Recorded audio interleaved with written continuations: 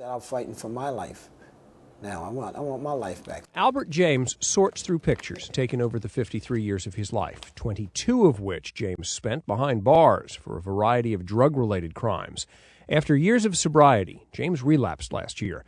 Now he shares a room with other former drug abusers at Odyssey House, a drug treatment facility in New York City. This is the longest I ever did in a program, and it works for me because what it's doing for me is giving me time to really think of the mistakes that I have made. The nearly 300 people treated by Odyssey House are an example of a shift in thinking among American lawmakers. The CEO of Odyssey House has watched as treatment has gained favor over imprisonment.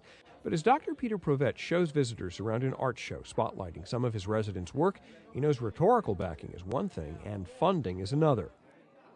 While there is verbal recognition, if you will, we've yet to see considerable investment in treatment services.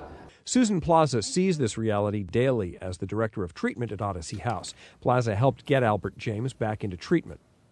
There's not enough being done to concretely put together resources to provide more opportunity and access for treatment.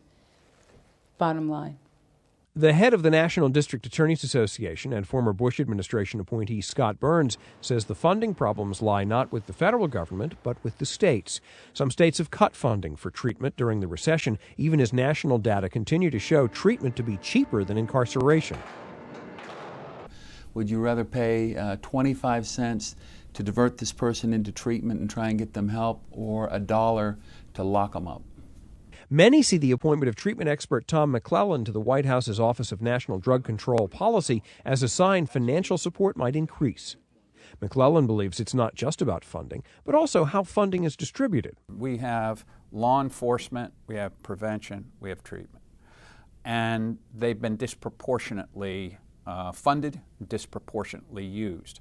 If we rebalance them, I think the American public is going to get a much smarter, much more efficient kind of care. What you do is what you do. Albert James has benefited from living in New York, one of the few states that recently has increased funding for treatment.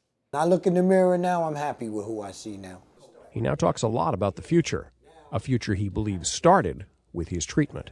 Warren Levinson, The Associated Press.